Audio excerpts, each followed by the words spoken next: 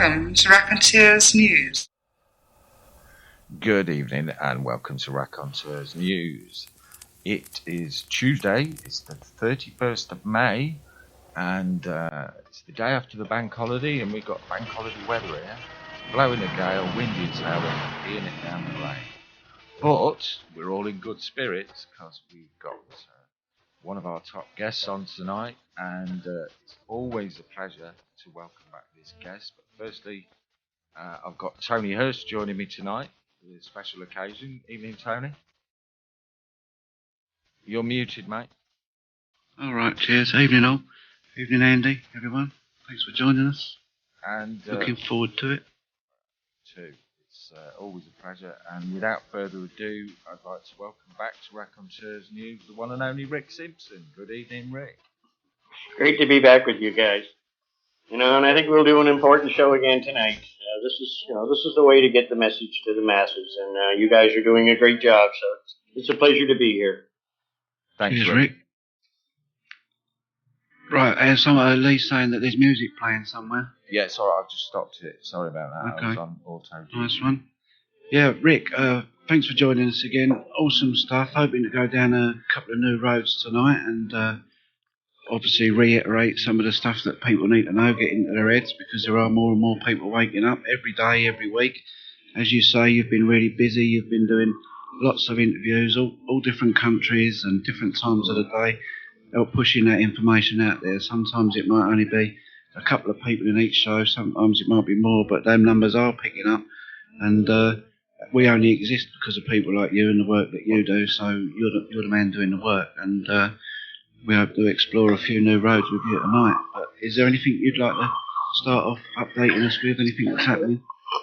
Well, the main thing is I think that people have to come to understand that these governments, all these governments, like the Canadian government, the government in the Netherlands, they're allowing certain people to produce extracts in these countries, but they're high CBD. They're controlling. They don't want the high THC level ones, extracts, because they're the ones that actually gave this medication its reputation as being so effective in the treatment of all these horrible diseases. So the government's still playing games with the damn people. So I'm out there and I'm trying. I'm not saying CBD oils don't have their benefits. I won't argue the fact that they do. But the problem is, if you look into the cannabinoids, basically THC is recognized as being the greatest cancer killer. Right on the website of the American Cancer Institute, it openly states that THC is very effective in the treatment of several different types of cancers. So, people have to understand this, and they have to understand that these companies that are selling these extracts, many people with terminal cancers are buying them, that, if they don't have the THC levels, there's a good chance they're not going to do too much for them. So they have to be aware of this fact. And this is what's happening right now. I see things happening in other countries. Like I was just in touch with some activists in Iceland. And they're working towards it. Well, they've ordered the greenhouse and everything. So they're working towards this very rapidly in that country. India, good things are happening there to some degree. I haven't gone back yet, but it is happening, and the extracts are getting more and more attention, and it's badly needed there. And right now on the 12th of June, I'll be speaking at Cannabis Liberation Day in Amsterdam, and I guess that's quite a big event. And what I'm trying to do, I'm trying to make people visualize this. We're talking about a plant here. Now, if I go out and I put a plant in the ground, and of course nature has a good role in helping me grow it. How much money does it really cost me to grow that plant? Now, in these proper climates, a lot of these wonderful climates we have in different areas of the world, you could put a plant out. That plant could produce easily 2 full cancer treatments off of one plant. That costs you practically nothing to grow. Then you take that plant, you take it into a drying facility, and then you produce the extracts from it. That's very low cost. And this is what I've been telling people right along. I said, if they turn somebody like me loose, I could produce a full cancer treatment for $100. And that's no exaggeration. I could easily do it. But, of course, everything is so money-oriented these days. And these big costs. Everybody thinks, if I have cancer, it'll cost me thousands of dollars to heal. This is nonsense. What I'm trying to do when I go to Amsterdam, I want to talk to some of the seed companies there. And, I guess there's a group there now that have, are willing to put some backing behind me by the looks of it. And I would like to go to a country like Spain where it's already recognized, people are allowed to grow, in as long as they're behind closed doors and they're allowed to produce extracts and all the rest of it there in that country. So I would like to go there and do this thing, on a grand scale.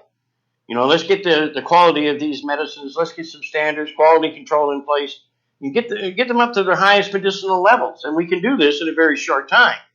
But my aim is to see that these extracts make it to the public, at a reasonable cost.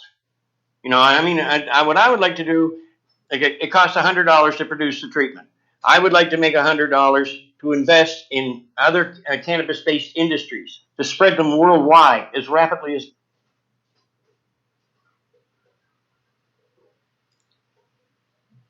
Oh, it's looking like Rick's frozen there. Yep, I think he's lost his connection. While we try and get that back, I can maybe go into a little bit about what Rick was saying, what I'd like to broaden on some of the points that he's made there. One about commercialism, and we can talk a little bit about a BBC Radio 4 documentary that I listened to some weeks ago, and that was quite an eye-opener with what's going on in Colorado, which was the first state to legalise for recreational and medical use. It's quite bizarre. And there's a couple of other bits in there. The anomaly with Spain, its approach to the cannabis as medicine, yet it's got a completely different approach to other freedoms, hasn't it, in Spain? We've had it quite a bit on shows, come up quite a lot in the last 6 months to a year about what's going on in Spain in terms of civil liberties and things like that. So there's quite a contrast there. Not sure what's happening. I think Rick's lost his connection altogether by the look of it. But we've got some exciting things to get stuck into tonight. What else are we talking about? Okay, we made it back. Okay. I'm sorry, guys. I don't know what happened there. But I think I should pick. I don't know just where it dropped out. But anyway, my aim was to go to Spain, find a proper place, a good region to do this big project in. And if I could get like 3 or 4 backers, to help me get this underway, it's going to take big money to get it started. Uh-huh. But the simple truth is, even at 100 acres, we can grow a truly unbelievable number of cancer treatments. Now, as I said, it costs $100, say, to produce it, to produce the full treatment. I would like to take $100 off of every treatment that goes out and invest it into cannabis-based industries and spread them worldwide to create, an earth-friendly environment, and more employment. This would work magnificently. If 3 or 4 other people wish to become involved, they could each make, off each treatment that went out, they could each make like $100 themselves. So if you had 4 investors, okay, the whole cost then would be $600 for a full, 60-gram, highest quality you can imagine cancer treatment. And if the greedy government wanted to step in, if they wanted to add $100 or $200 to it, you could still make a full cancer treatment for much less and provide it to the public for less than $1,000. Yeah, I'm not sure where the moral stand of any government is, though, that you can step in and take $100 or $200 from someone who's dying. Well, it depends on the people. Yeah. If the people allow it, I think it should be provided tax-free. To me, this is nonsense. It's medicine. Yeah. And investors, I have no problem with investors making money because they're going to have to put up a lot of money to make this happen. But I just hope that the people are so used to this nonsense about cannabis being worth $3,000, $4,000 a pound. This is retarded, for God's sakes. It's a farm crop. If we grew it that way, a pound of cannabis, you should be able to buy a pound of cannabis bud for $5. It's not something that's hard to get. So, if people just come to that understanding, and the other fact is that, we all have the right to do this. I said this, I think, on the last show, but, show me the man who thinks he has the right to stand in front of me and tell me that I can't grow a plant to heal myself or someone I love. This is insanity. And I don't know why the people of this earth allow it to continue. Well, those that are waking up to it are getting angry, Rick, and you're leading the way with that. And I'm in a position now where we've spoken a couple of times on shows before. People are actually asking, "Can I help them to get this oil?" Right? And I have to say, I can't help you get that oil. I've never actually made the oil in my life, right? And the basic ingredients to make that oil, where I live around here, would cost you somewhere around £5,500, Yeah. right? And would you know the quality of that product? Would you really trust the people that you got it from? I don't know. You know, the stories would just go on and on and on, right? But what I was saying to people while you was offline there, that I wanted to expand on some of what you were saying about the money getting involved in it. And I recently listened to a documentary on BBC Radio 4, which is a radio, about Colorado, the first state in America to legalise for recreational and medical use. And that may well be on the BBC iPlayer to anyone who's interested in looking at it. But if anyone's in any doubt as to who's going to be behind these setups, then this is a good starting place to have a little look, because many of the people that invested there did it purely to make money, and they did it to build up businesses that they're now selling out to big tobacco and big pharma, tobacco and alcohol companies, right? These are the people that are going to take it over, right? So where is the joy in legalization? Where is the justice for the victims who are suffering from something that can be cured, as you say, really, really easily, and for peanuts? Why the hell should they be paying a fortune? And getting back to this country and other parts of Europe and that, where it's still dodgy, hard to get hold of, hard to grow outdoors and that, we've got something that we could talk about here as well. We could get on to, because I know somebody who's actually done a little setup and recently, and has allowed me some pretty exclusive access to what he's doing. I know a couple of people actually that have done this, and I'm quite impressed with the results, because you know, most people, they're lost when it comes to how they're going to get this medicine, right? And that most people are then, even if they can source the amount of product that they need and get good quality, they're going to be priced out of that market. And then they've got to go through the process of making it and all. So what we could do is a little analysis of this setup that this fella's put together for about £500 or £600, and it should produce him around about 600 grams of really high quality, because it's done in the right environment, and he can make his own medicine with that. He hasn't got to have anything to do with anybody else. Very small area that he's using, 1.2 square meters in a tent.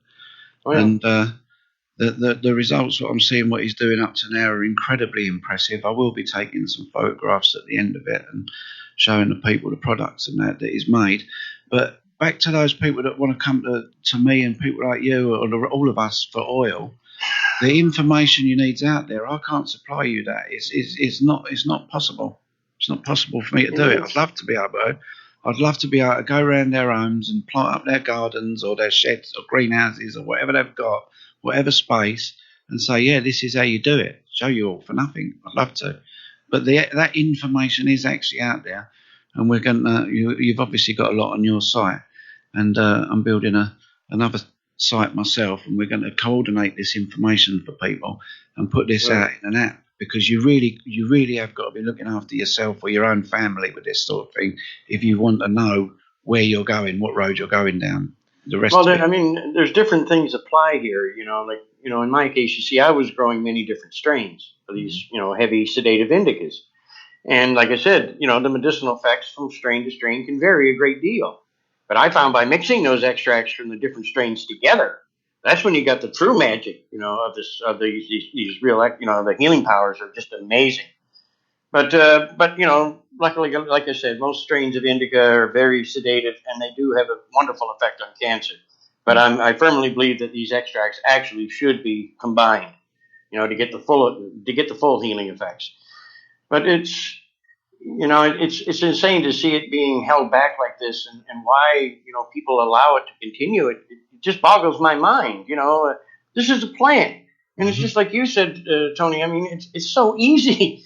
Actually, indoor growing is quite difficult. compared to outdoor growing. I mean, outdoor growing, all you had to do is keep the animals off them, and there's simple ways of doing that. In fact, I should mention this.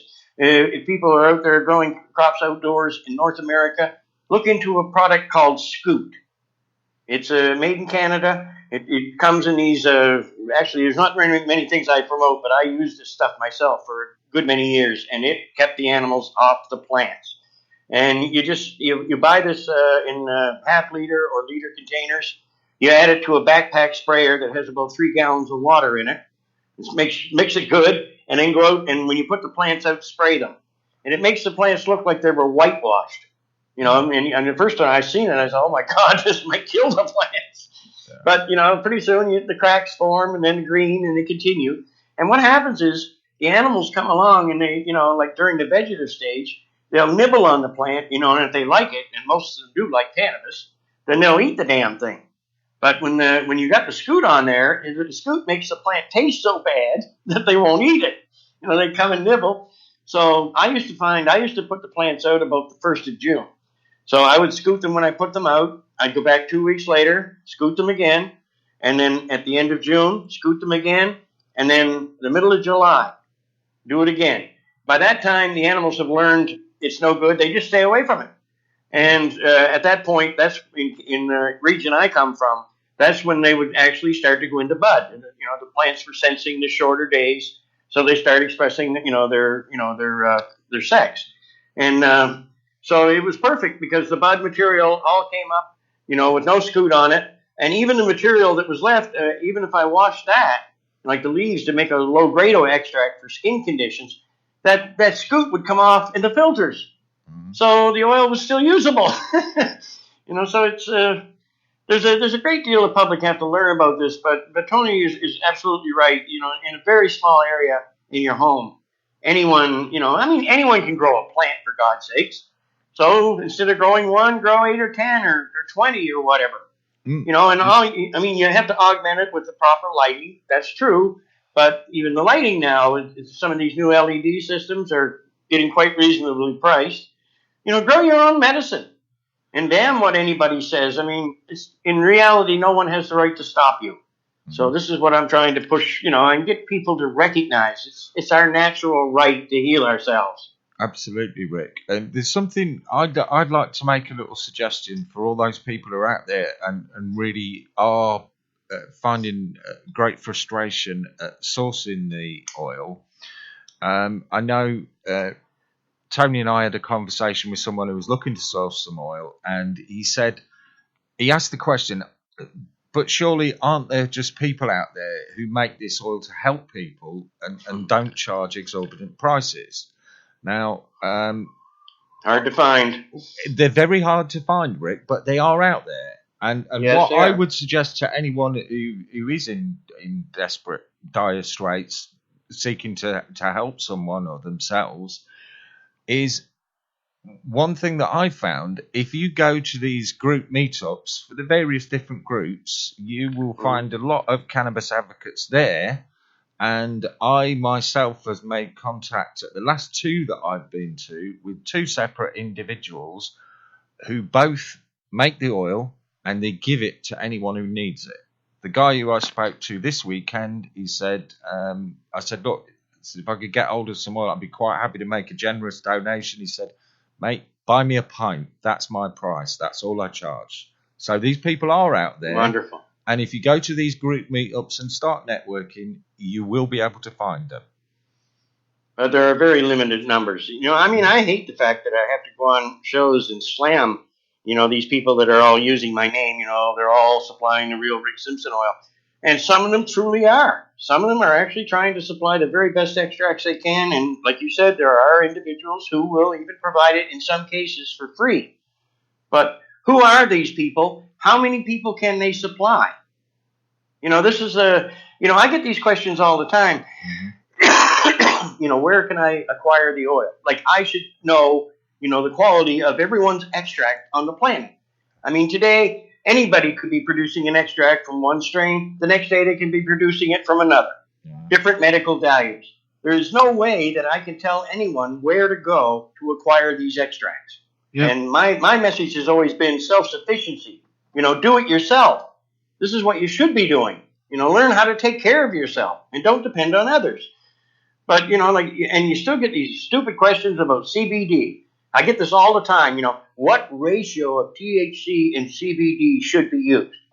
Well, we've always been prevented from doing any proper research into this. Now, I'm not saying that CBD doesn't have its values to some degree, but I don't think in reality that there's anyone on this planet that can answer that question because the research hasn't been done. But yet they see this garbage on the internet. People, especially people pushing these CBD oils, and they got so many people believing that CBD is the ultimate answer for cancer. Well, they're all wrong. And this is another thing I'm trying to get into people's heads. Look at reality here. I mean, Harvard University, they started agreeing with what I'm saying in 2007. The American Cancer Institute itself agrees. So, I mean, these claims that people are making are costing a lot of people costing a lot of lives is what it's doing. It's horrible misinformation, and I firmly stand against that. And this is what I'm trying to tell people. I mean, I got no reason to lie to anyone. I'm not making any money other than a little bit from book sales, and that all goes right back into the cause anyway. My website is there. Basically, everything I can tell you that you need to know is there. Just simply go and read it.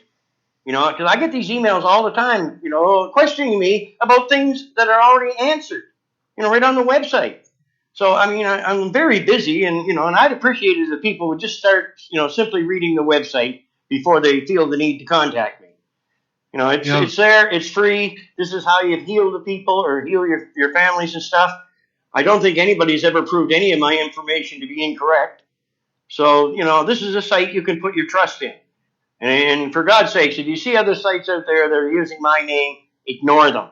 The only site I have is phoenixtears.ca. And I'm now affiliated, too, with, we started a publishing company, a small publishing company here to start distribution for my books. And we called it SimpsonRamador.com. That's Simpson and then Ramador, Ramadur.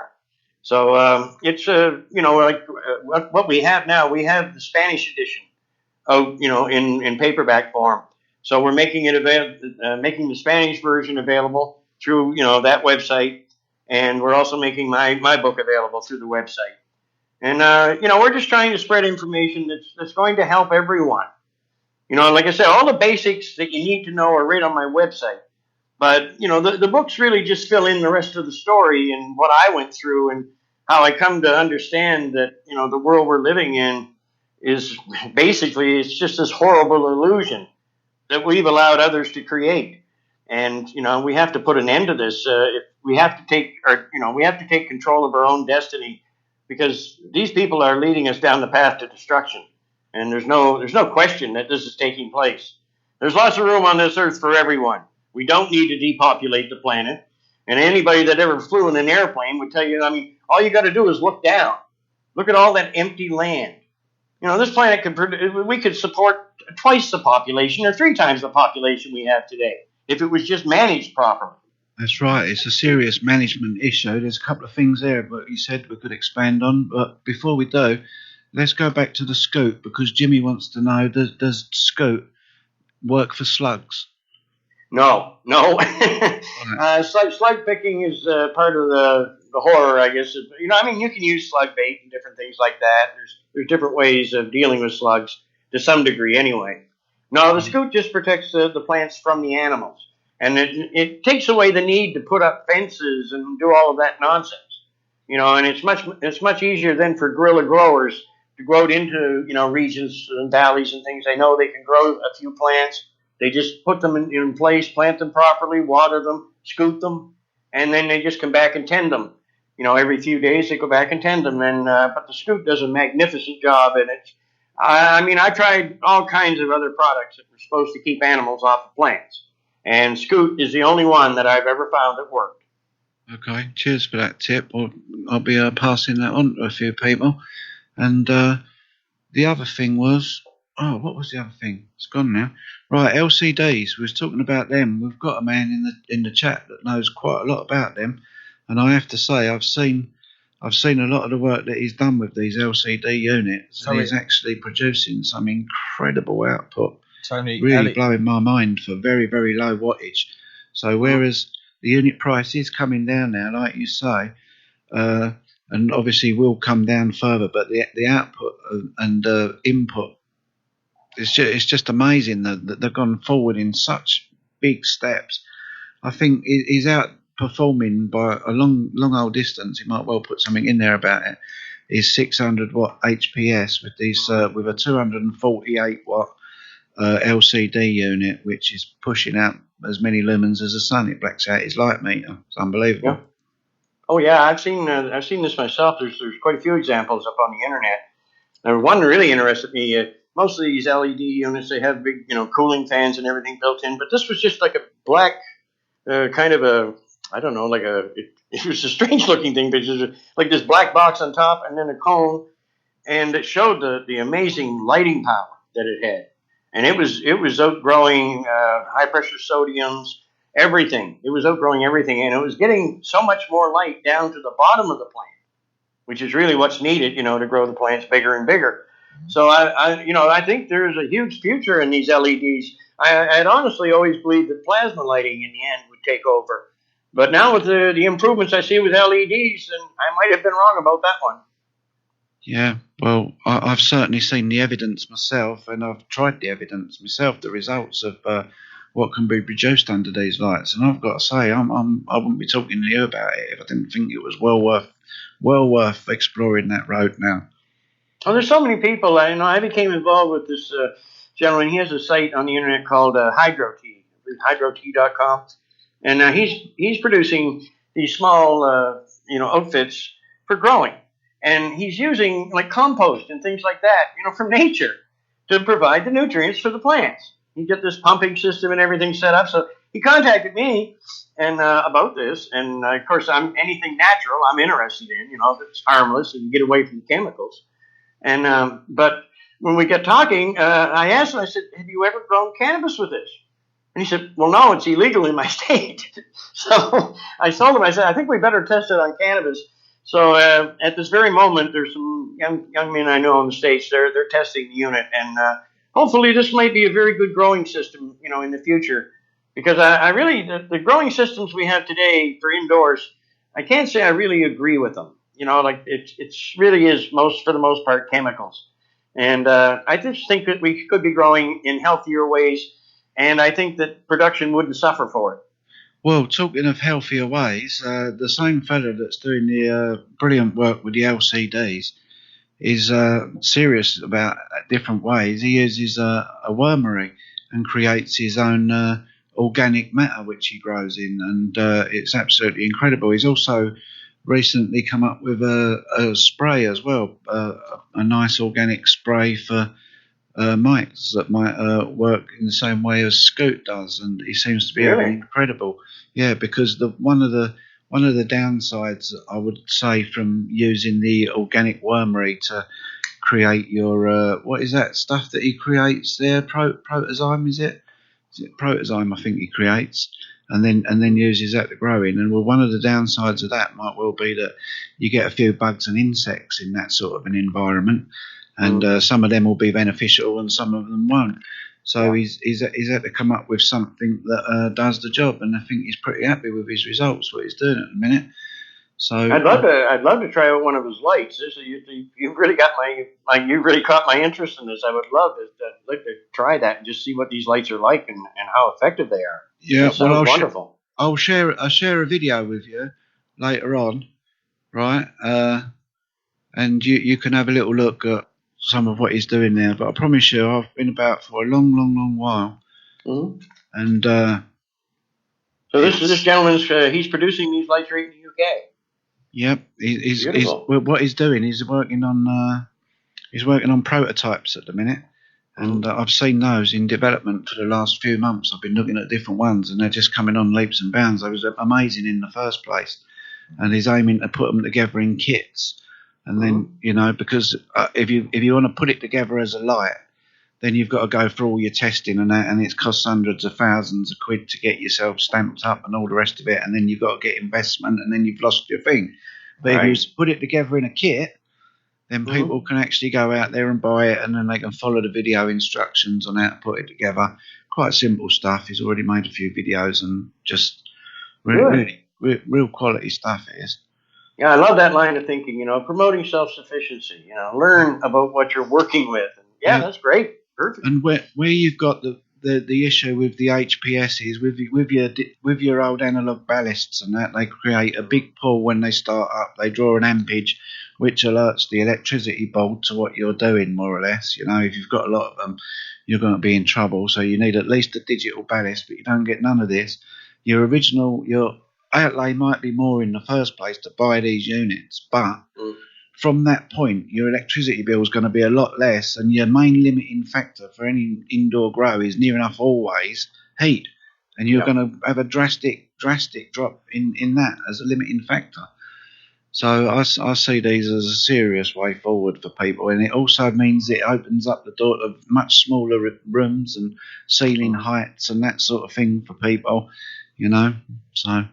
Oh, there's some new equipment coming out every day. You know, I mean, some of this equipment is really well thought out, and I'm really happy to see that happening because it makes it then so anybody can do this in their own home or even in an apartment. You know, but the main factor with growing cannabis is always the damn smell. You know, and the fact that your neighbor will turn you in. You know, but that outlook is changing quite quickly now, and you know, and there are ways that, you know, carbon filters and that type of thing that you can eliminate the smell anyway. Yeah, ozone generators. Oh yeah, ozone. Yeah, works wonderfully. Because with ozone generators, it's not a case of will it. It's a case of how much do you need. So basically, if you've brought one and it's not doing the job, then maybe you're going to buy another one, and you can put them in your inline ducting as well. Yeah. And so that means it helps clean your exhausting out. There's all sorts of things you can do with ozone generators, but you will kill a smell with those if you get enough of them or powerful enough ones. You will kill it.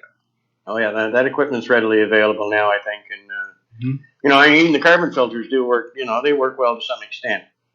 But, you know, like, I mean, anybody that ever grew cannabis on a bigger scale like me, I mean, I remember the first time that I actually grew more like a skunk strain.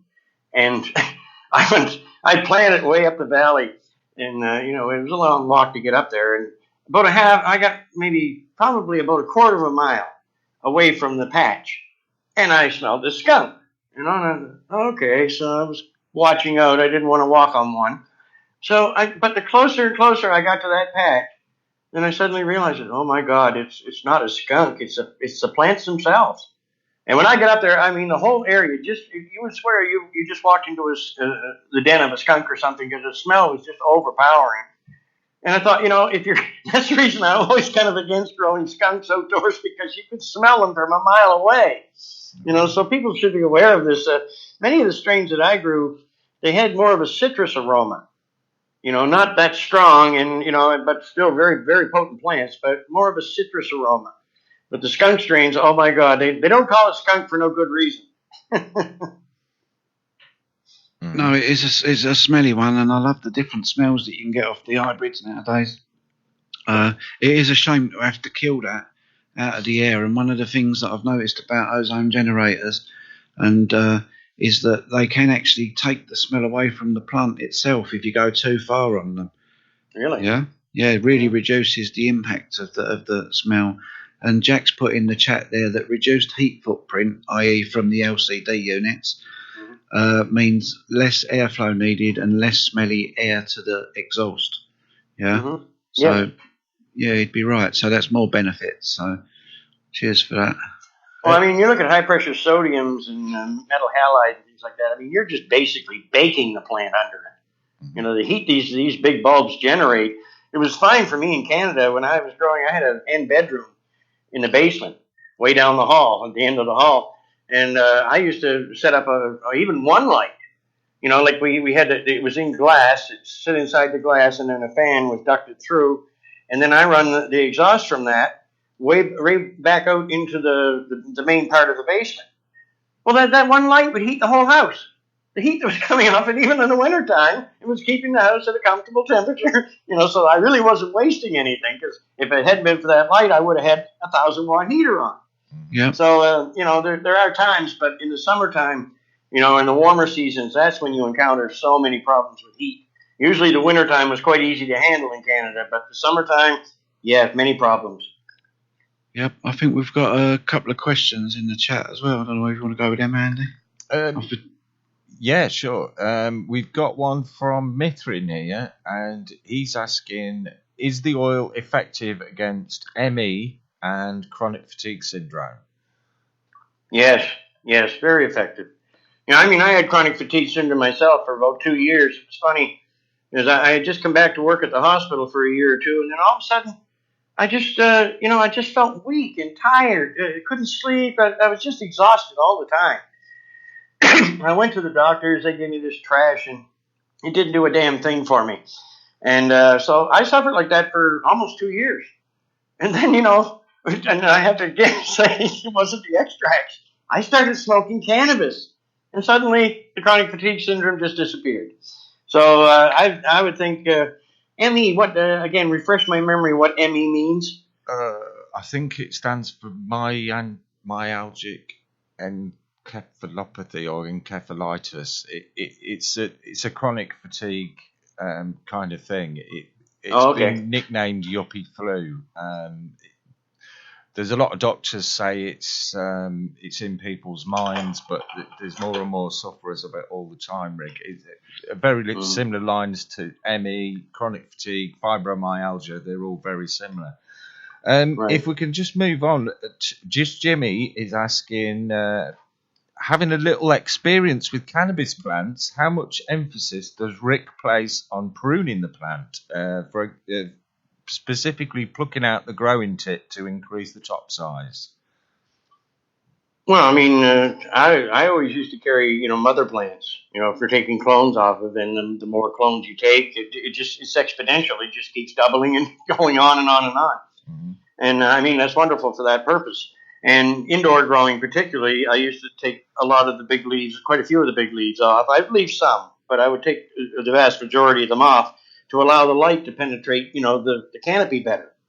And so I found that important. Outdoors, not so much. Basically outdoors, you can more or less leave the plants. When I harvest plants from outdoors, I usually just go out and I pluck the big leaves off, the big fan leaves, because there's very little or nothing on them anyway. I just pluck those off and let them lay on the ground as fertilizer. Yeah. And then I take the bud and the small leaf in, and then I use the best bud to process the medicine. The small buds and other small leaves and cuttings, I used to make secondary oils that I use for skin conditions. But if you came to me with terminal cancer, you got the best damn oil, because your life depends on it. But some of these lower grade oils that I also produce, they were wonderful for many different skin conditions, rosacea.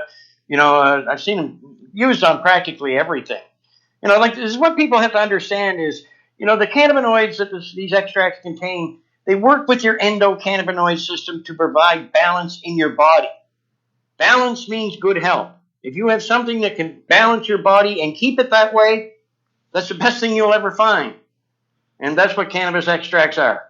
It balances the body, and it's just so beneficial in so many ways. Mm-hmm. Agreed. Can I interject there on that? Because in Jimmy's question, I haven't grown any plants for over 12 years, but I started doing it 25 or nearly 30 years ago, a long time ago. So I do have experience with that, what you're talking about. And I found it to be strain specific as to whether you would get any benefit from removing or pinching out that top section of the plant, right? Right. Now, in an indoor environment, you might want to do that to fill up your space, but that would depend whether you was growing for grams per square watt or grams per meter. That depends on your goals. In other words, if energy is a main concern, then you would be looking at growing grams per watt. And if energy was no concern and you had lots of space, then I would be looking at growing grams per square metre to get as much out of that space as possible, regardless of the input, energy-wise, right? So, to answer Jimmy's question, most indica strains I've noticed respond very well to pinching at the top, or even taking a cutting off the top works. If the plant's that big, you can take quite a big section of it and turn it into a cutting, a 3-4 inch section or something, or a bigger section and make several cuttings out of it. And indica plants normally respond extremely well to that. They'll bush out and replace that space. Yeah, that's important information too for people that want to grow it on their balconies. Just what you said there. Yeah. Cut the main growing tip off, and then suddenly the branches below, they all form their own growing tips. Yep. So instead of having one, and plus you're keeping the height of the plant down so other neighbors can't see it. Yeah, you can do incredible things with training. I've seen some. Oh, yeah. There's a YouTube video, got 1.5 kilos off this little plant that didn't grow more than 12 inches tall. But it took him weeks and weeks, or months even, to train it across this area, this floor space. Yeah, you weight them down. Yeah, you weight the plants down, and then all the branches all come up. It's amazing. Yeah, it is amazing what you can do in any space. I've seen other people grow tall plants and then lay them down in short spaces with just fluorescent lights over them, so that all the buds turn round and go up, or the shoots go upwards and grow into that, and under just VHO fluorescence, and got amazing, like see a green effect off of one plant. But it took a long time to grow it upward. Amazing what they can do out there. I was always amazed by how hardy. I mean, I was always breeding for hardiness, and I was amazed at some of the strains that I was able to grow. I had one there. I mean, you could throw that thing in a dark room somewhere for a month, not even go near it, and the clones would all live from it. Like if you had a tray of clones, they would all live. You put them out, they could sit out there no matter what the weather was. They never got moldy. Never, ever got moldy. Things like that are very important, when you're thinking of cannabis, especially for medicinal use, because, the less toxins, that the plant contains, the better, I think. So, these are things that I want to strive for. And I think, too, I have no problem with the seed companies. I mean, they're selling all of these different strains, connoisseur strains. And some of them, are very nice and pleasant. They do. I mean, blueberry actually does taste like blueberry. Strawberry actually tastes like strawberry.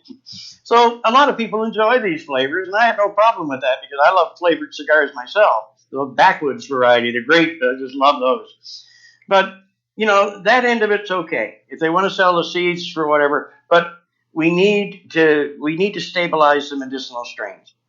Get the strongest and most medicinal strains together, and then I would like to make them, make these seeds available to people who want to grow for medicinal use, make them available at reasonable cost. They'll still have the big connoisseur market, that's fine, but the medicinal use, again, I'd like to see about at least 10 different varieties of very, very strong indica strains made available, and I think that everyone should grow anywhere from 4 to 6 of these different strains, and then combine the extracts, from them.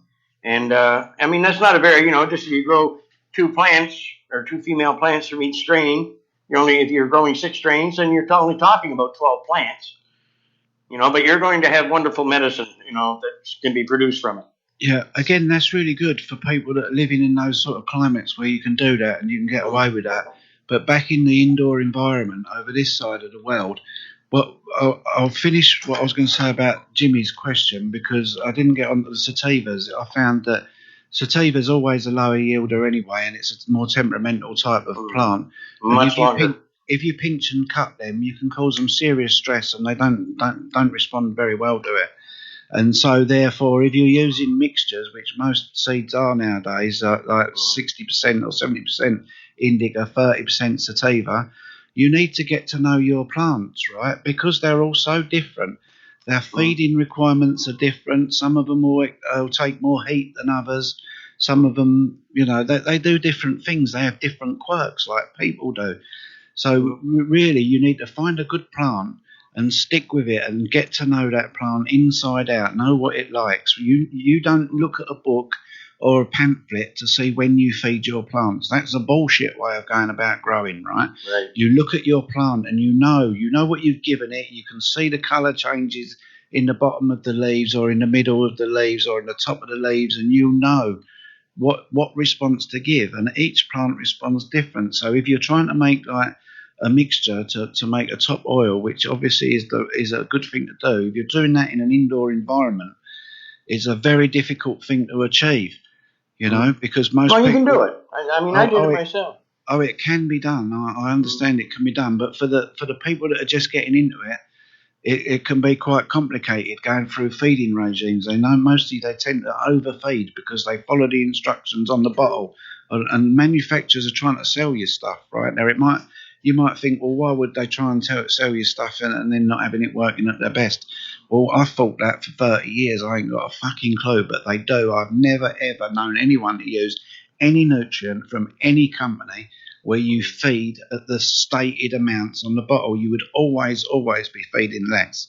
Mm-hmm. Always. Yeah. Yeah, you can tell, you can tell when you're overfeeding, just on the effect it has on the plants. So things like that, you're absolutely right. They're always trying to sell more of their goddamn products. But, to me, I just always looked at, I used to go in these grow shops and you see all of these different, oh my God, Bud Booster and Blame, all these crazy names. And to me, it was like, well, what can this stuff do that a good handful of black manure can't? It's just, I grew that way outdoors for quite some time. And, like I said, with just a big handful of good black manure, I dumped that in the hole of every plant and then plant them. And, it worked magnificently. The plants grew vegetative. They grew very well. And some of these plants got, at the end of the season, some of these plants were just huge. I'm talking plants that easily weighed over a pound of bud. In some cases, there was one there, I remember, I think it had about 1.5 pounds on it. The thing was just monstrous, but, again, this is back to growing it in nature. It's designed, it's a plant, it wants to grow outside, and you expose it to nature, the wind, everything makes it stronger, I don't care what they say, they always talk, they can grow better. A lot of people believe you can grow better cannabis indoors, and I've always disagreed with that. If you grow plants outdoors and you have the right amount of sunlight in that growing season, it's a good growing season. Yeah. Then I've always found that cannabis from outdoors was substantially stronger than indoor. Well, I think you're kind of right. You're definitely right about the bit that where it depends on your environment. You wouldn't be right here, for example, right in Essex here. You wouldn't be right here, but if you took the best from, let's say, somewhere like California, where I've seen huge plants with kilos on outdoors. Oh, yeah, right? The Emerald Triangle, it's huge. If you took that against the best of what could be done indoors, I think you'd probably be right, but I don't think there'd be an awful lot in it. Well, there's so many techniques. The one that I come across years ago, it was on a show or something I was listening to. And these guys down in South Carolina, they were growing 5 plants, and they were harvesting over 15 pounds. And I went, what? And so I got right into that one. And so what they were doing, they were starting their plants. The plants are going to go in the ground. They'd start them a few months before planting season, and they'd get these plants about 4 feet tall, with many branches on them. They do all this indoors, and then they would acclimatize the plants. And then they would go out and they dig these great big holes, like 3 feet or 4 feet deep. And they would put the whole plant in there and then backfill it with the manure and the mud, just backfill it, and then water it. And then what happens is all of those limbs turn into roots. And these plants were, they were getting like 3 pounds or more off of each of these plants. So that's the way you can grow a very low number and have a huge yield. But all you're doing, you're giving the plants a much longer vegetative growth season or growth, and then when the budding comes in, well, nature takes care of it. Yeah, that sounds awesome. It was, yeah. Yeah. What was Jack saying here? He was saying something else that was interesting. He always is, actually. I don't know. I've lost it now. Just while you're searching for that, we've got an unusual question here. And uniquely, he's asking, does cannabis or any other strains germinate and grow well under ultraviolet light? Well, I tried ultraviolet light myself, and I didn't have good results. Now, I'm no expert on lighting or anything, but I did build a growth chamber, and I put both types of lighting in there, but I did put some of these ultraviolet lights in. And I'll tell you, I found the effect when I opened the chamber. I didn't even like the effect of it. It was this kind of woozy feeling. I didn't care for it. So I took the ultraviolets out, replaced them with the proper lighting, and I had much better results.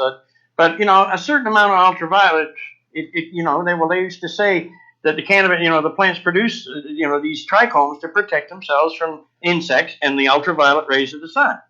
So I was under the same thing, give it more ultraviolet, it will produce more trichomes. But in my case, I wasn't successful. Thanks for that, Rick. That's that one. Midrin wants to know how about mulch gardening? What does he mean by that? Do you know? Marsh gardening. You'll have to expand on that, my friend. We don't really know what you mean. I think mulch gardening is where you cover up your soil with leaf mold and stuff like that. Mulch. Yeah, okay. Yeah.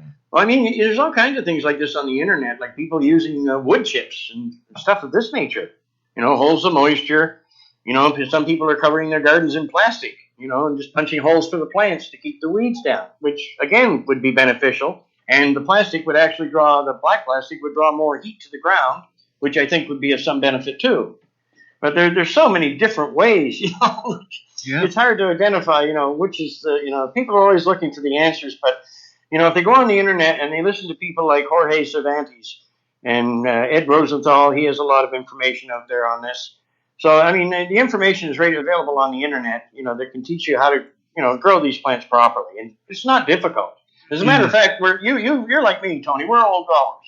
Now, did you ever? I mean, I always found it a pleasure to grow those plants. If there was no interference from anyone, I really enjoyed it. Did you feel the same? It was one of the greatest pleasures I've ever known. It was just amazing. I did it for quite a few years, lots of different ways, always experimenting. Mm-hmm. And, it's one of the worst things that's happened to me, the fact that I had to stop. And it's really not possible for me to do that anymore. At the minute, anyway. But I hope that things will change in the future, and I'll get back to that because I really miss it, and you miss it too, I expect. Well, this is what I always told people. I said, they always go on, cannabis addictive.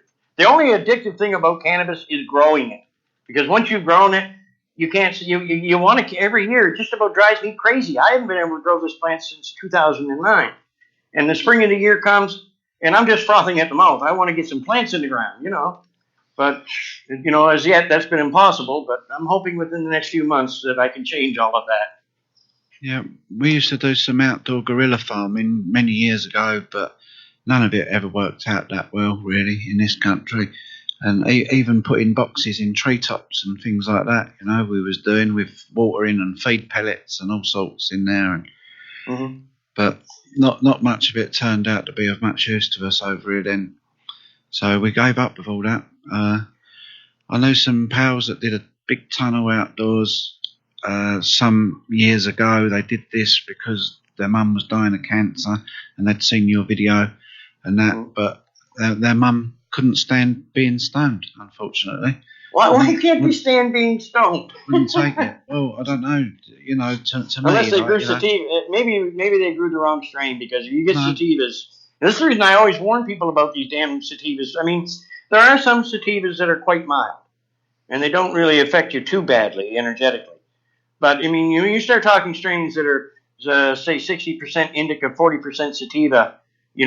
Sometimes that sativa effect can be overpowering and really, it has a detrimental effect on the patient's treatment. This is the reason I'm always saying, pure indicas are the very best for medicinal use. And if you're going to use something that's been crossed with a sativa, it would be preferable that it was no more than about 10% sativa. Because some of these strains are really, you get something, even 30% sativa sometimes can, I experienced some here myself here a few months ago. A guy gave me this oil to try, and I tried it. Well, of course, I always smoke it. That's how I tell. Like within 2 puffs, I'm choking and gagging. If the oil is good. And in this case, it did cause me to choke and gag within 2 puffs. So this is good. And I felt as soon as I coughed, I could feel the relaxing effect. I said, great. Okay, good indica. And then about a half an hour later, the sativa kicked in. Oh my God. So even somebody like me can get fooled. So I stipulate the pure indicas as being the best. Well, I'd like to know, did you get the house painted while the sativa kicked in, Rick? I could have. No, people have no.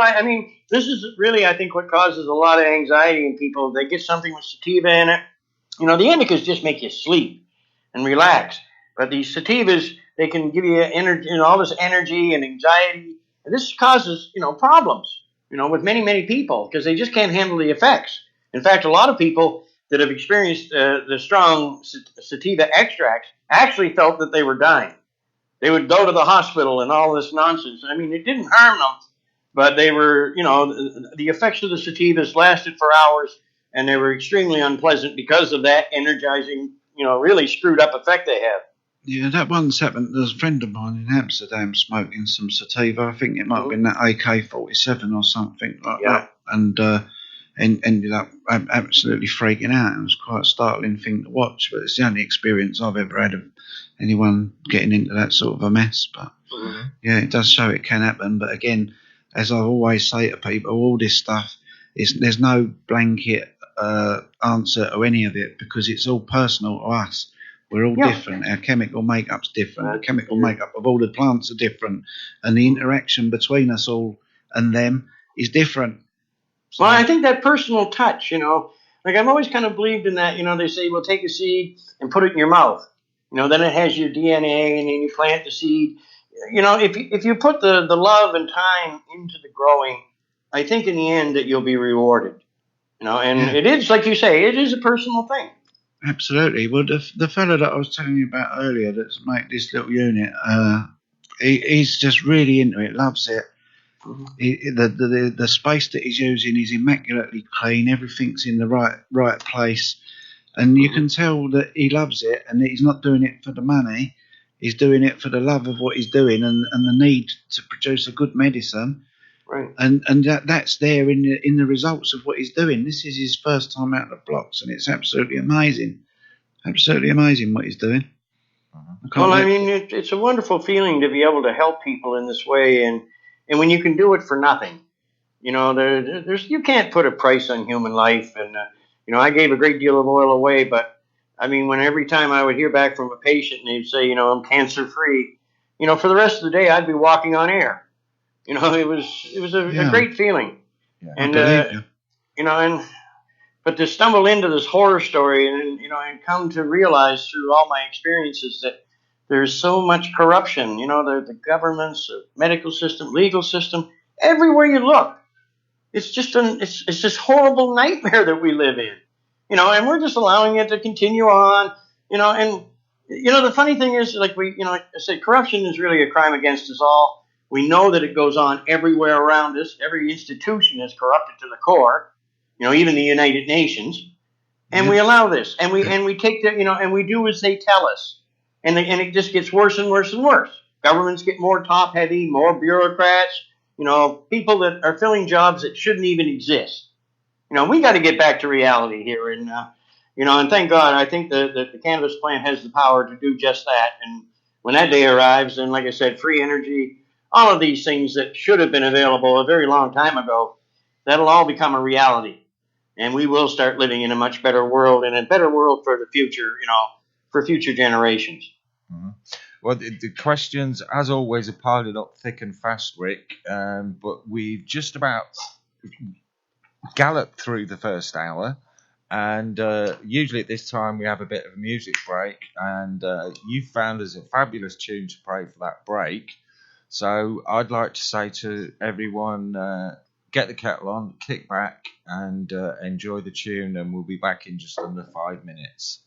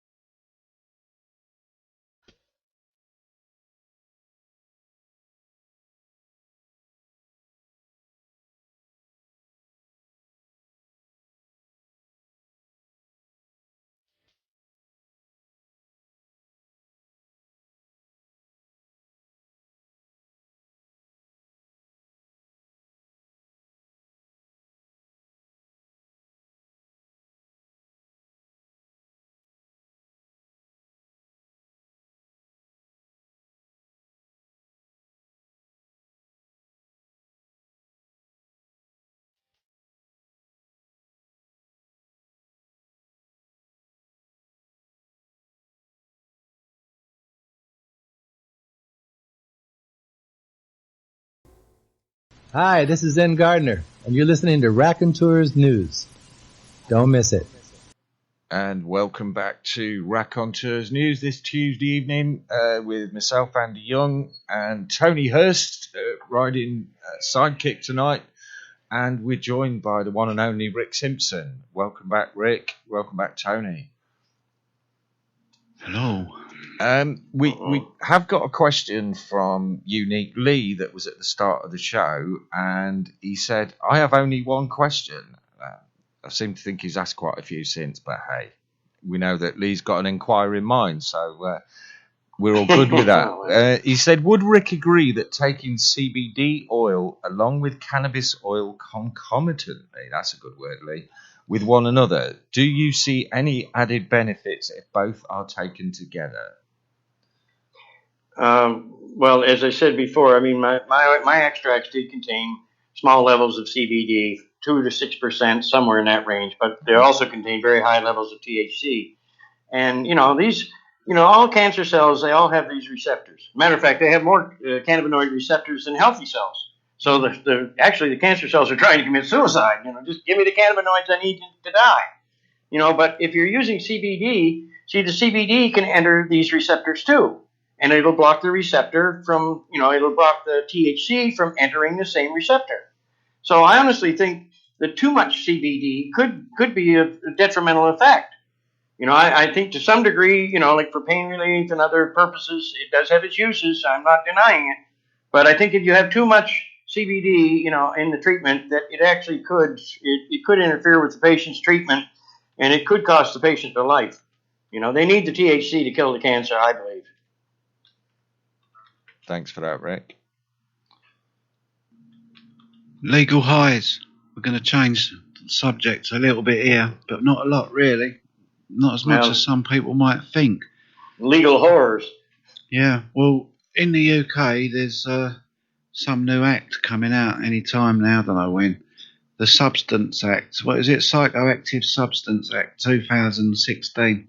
So they're putting a blanket ban on psychoactive substances. This is in response to the massive uptake in these so-called legal highs and the amount of people that are ending up in hospital or dead as a result of taking them. And it's quite an interesting programme. Again, I watched it on the BBC iPlayer. For anyone that wants to watch it, it's probably still on out there. And they was looking at this shop and how this fella's business goes. He's made an absolute fortune out of these legal highs in the last couple of years, and the sort of clientele that's going in and out there and what it's doing to the people in the community and where they're going to go after. So I'm looking at the whole problem and I'm looking at it and I'm thinking, right, well, this is the government's answer, a blanket ban on psychoactive substances. I mean, well, does that include the stuff that the big pharma sell us? And isn't that going to leave a lot of people in problems selling things that could be psychoactive that are used for completely other things, but if someone was to ingest it or do something else with it, where does that leave them? And are they really doing the right thing? Because what they're actually doing is they're outlawing something, they're attacking the problem, but they're not attacking the cause. Again, this is the same with any kind of abuse, any kind of drug addiction. The cause is not getting addressed. It's only the symptoms, the problems that come from it. And I was watching this program just shaking my head, the fact that people ain't waking up to the fact that so many people are so desperate to get out of their nut that they'll go in one of these shops and they'll buy this shit that no one even knows what it is that they're taking, and they'll put it inside themselves. Why doesn't anybody want to address that problem? What do you reckon? Well, the whole thing is really funny because, if they actually follow through with their plan, then that means that there'll be no coffee in England. No. There'll be no soft drinks because they all contain caffeine, which just happens to be the most psychoactive substance on the planet. So they're going to outlaw coffee. That'll be wonderful. It's just idiots in suits making noises. That's all it really amounts to. They're just a bunch of fools. I have no problem when you start looking at this problem that they have with all these other legal high nonsense things that are available. That frightens me because many magazines, I believe like High Times and them, they all promoted the sale of this legal highs, and you'd see all this stuff that looked like bud, but it really wasn't, and God knows what it was. And, and they're adding chemicals and things to that, and that's causing a real danger out there. I mean, these substances should actually be banned and taken off the market. But as far as cannabis goes, like I said, the growing and free use of cannabis, no one should interfere with that. If you're growing it for your own purposes, you're not trafficking, you're not selling it, then who are you harming? There's no harm factor here. You're just living your life as you should as a free human being. So this is the way I look at the whole damn thing. There's no need for other drugs anyway. Anybody that's had a lot of experience with these extracts like I have, they know that there's basically an extract for every occasion. And once you get to know the different, abilities they have, like if you want to go out and dance, well, maybe then, or dance all night, maybe then a sativa might be of some benefit, instead of taking ecstasy. Or if you want to relax, a good strong indica, help you sleep, and they alter your, they can go along and make life so much easier. Instead of getting outraged all the time like we all do because we're living under so much stress, it'll level our lives out. It'll make us think more rationally. And I think as a society, we just function so much better. Stress is a killer. Cannabis is a chiller. Right. Hey. Cannabis is a chiller. I like that. I just made it up. Just come. I used to go to a club in Alamos called the Chill Out Club. I love that too. But it's true. Everybody knows stress kills you. It'll kill you as quick as anything, And in my experience, nothing relieves stress and just makes you think, well, fuck it, really, and get on with it. Like cannabis will, but that's not really what we're promoting. But I see that there is a massive medical benefit in that myself, and whereas when you're looking at these other people and these legalized and hardcore drugs and that, you see other problems that come that you don't really see too many of around cannabis. Now, I'm not blaming those people because I know their lives get taken over by this craving. This something else is running their lives now, and then they go out and they have to commit crimes or whatever they do to fund their habit. And I've said this since I was a kid. Since I was 16, 17 years old, I've been saying that all drugs should be free and they should be clean, right? And all that money that we spend on persecuting people and trying to shut it down should be spent on putting the social problems right, rebuilding family values and educating people properly and giving them something to bloody well do, because most people haven't got anything to do. And these legalised, they're saying in the prisons now that up to 80% uptake of legalised people are actually smoking this shit that they're claiming is 10 times stronger than cannabis, openly in jails, right? Yeah. You, what are these people going to get onto after? What are they going to do? Are they suddenly not going to have the need to get out of their nut? Are they suddenly going to have all their social problems and their family problems and their money problems all sorted out for them because someone's blanket banned psychoactive substances? Or are they just going to become criminals and be more people in the jail? You're probably right. The beauty of it is that these extracts do have the power to bring these people back to being useful citizens and break these horrible addictions. But, it's just the damn danger that these things that are available today are presenting, and like you say, the law can't act fast enough to even prohibit them. Mm-hmm. So this garbage is being sold. I think some of it's called spice, and I've heard of, actually different, some of these different products being laced with synthetic cannabinoids, and things like that. Not real cannabinoids, synthetic, again, presenting a danger. Yeah. So, it's horrible what people will do for money, and they just don't care. All they want to do is just have a big bank account, and they don't care if what they're selling you is going to kill you or not. It just doesn't matter to them. And this is a great deal of what's wrong with our thinking today. But again, like I said, cannabis can solve all these horrible issues and do it in a sensible manner, for God's sakes. This is the ultimate healing plant on the whole damn planet. There's nothing that begins to compare with cannabis. And I think that's a very well-known historical fact. But now it's time for us. We have to use it properly. And, we just have to grow up as a species. and say, we've had enough of this domination.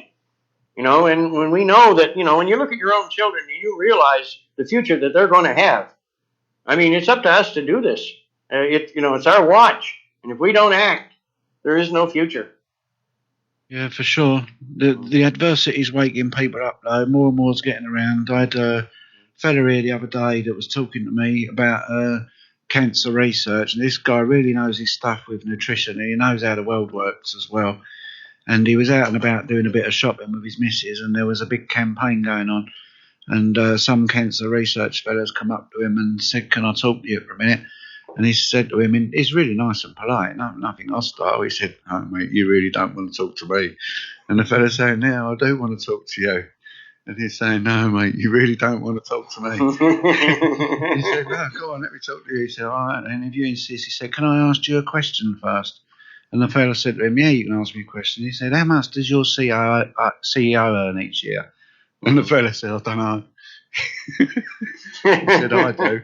And then he went off just to give it to him, all about cancer and cancer research and answers and what's been out there and where to go and look for himself. Right? So he had a good day out. He done well. But people are waking up, and I've hearing more and more cases like this when these people are coming out asking and begging them for money.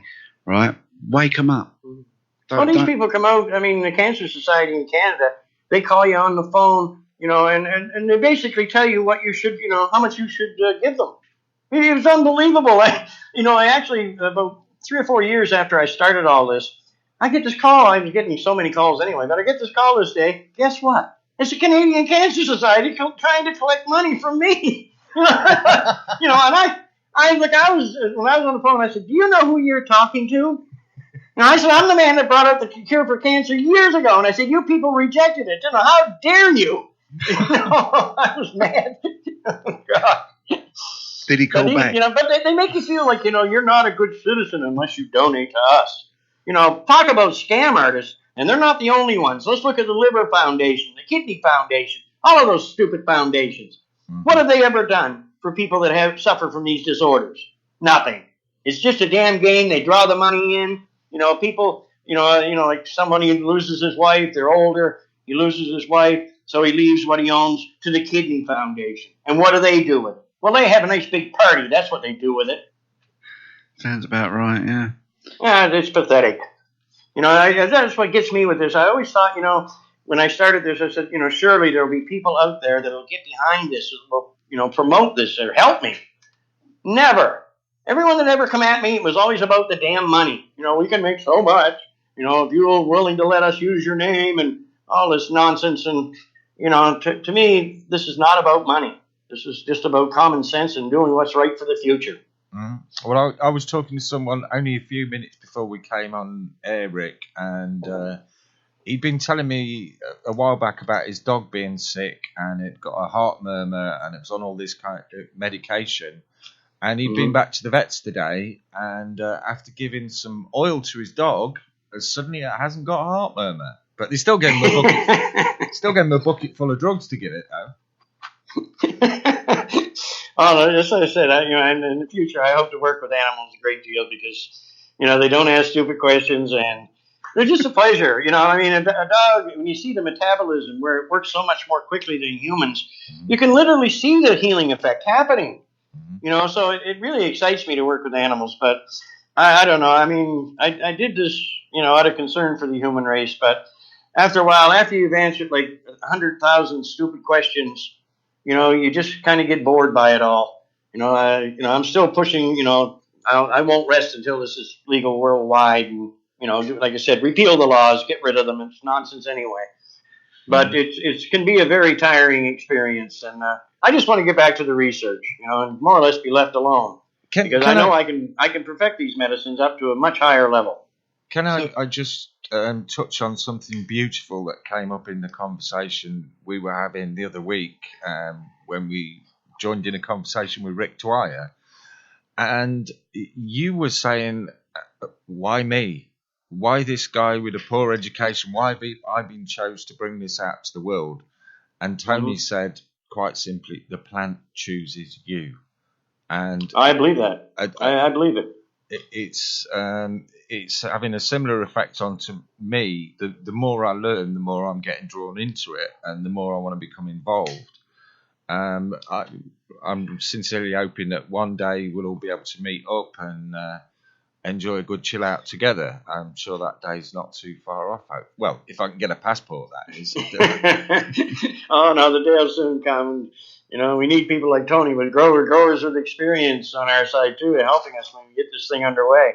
Mm-hmm. But it's been I have to admit, it's been certainly an adventure. But I mean, I spent the first 50 years of my life, supporting this idiotic system myself. And it really was when I think the cannabis, I was always questioning the system. I was always wondering, what's the glue that holds this all together? And that's a question I've been asking since I was very, very young. But I never understood it, what was really going on until I started taking those extracts. And then all of a sudden the awakening comes. And then you realize that it really is, it's just a facade. None of this is real. And we've been enslaved all through history, for God's sakes, always supporting these tyrants that run the planet. And, and if you go back in the bloodlines, they're still all related in most cases. It's really a sad thing that the human race had become, such slaves to these people.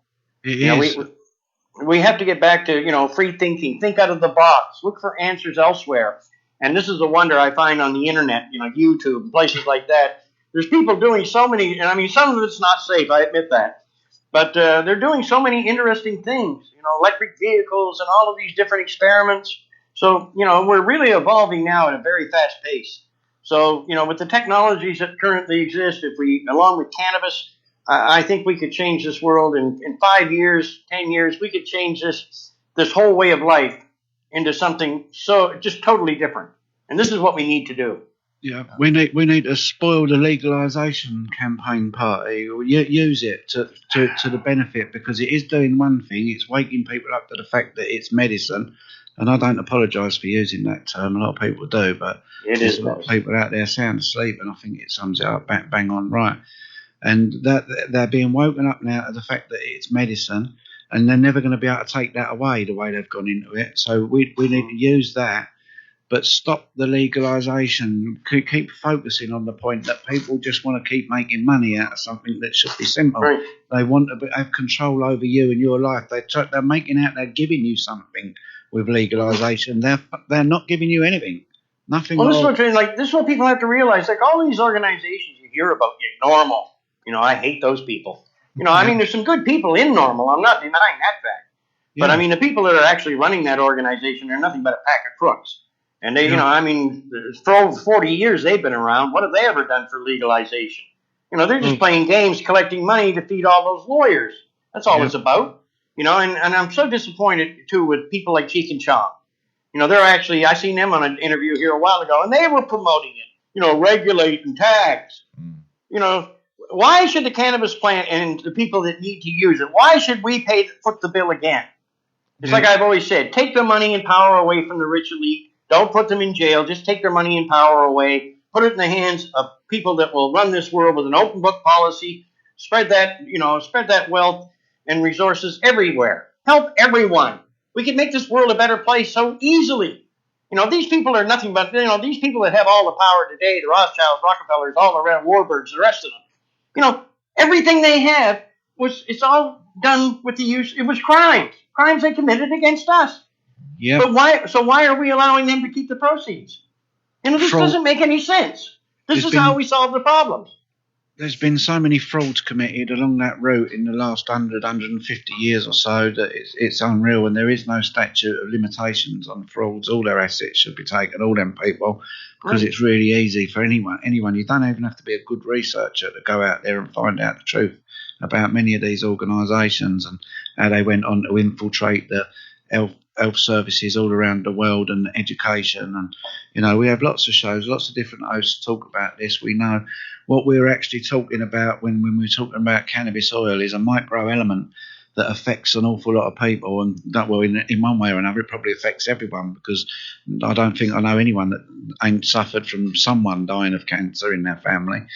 So, but we're on a micro element. We've got the child abuse campaigns all around the world on a micro element. We've got kids being stolen from their families on a micro element. We've got so many of these micro elements, but they all link to the same macro thing. Those people, those families you was talking about, those puppet masters that run the governments that make the world work the way that it does, and con people into believing that is the only way. They're the ones. That's what we all need to be getting together and working that out. That we're all being affected by the same bloody people, and there ain't many of them doing it. But if we're not the ones being directly affected, then most people just they just stay in their comfort, of their living rooms. They don't bother. I get these contacts all the time from people like, here a while ago, Raymond and Amelia Schwab. They can be reached at Schwab, SCHWAB, strong, at gmail.com. And, this family, again, they had 5 children taken away from them over a year ago because of the use of cannabis. This is medicinal use. This guy was a veteran, for God's sakes. He came back with, the stress syndrome and all the rest of it. But this is just one family I'm talking about. But, there's thousands of them all over the world being affected in this way. Yeah, she wouldn't have been in that situation, or the family wouldn't have been in that situation if she was legally out of her nut on Oxycontin all day, would she? Yeah, that would be all right.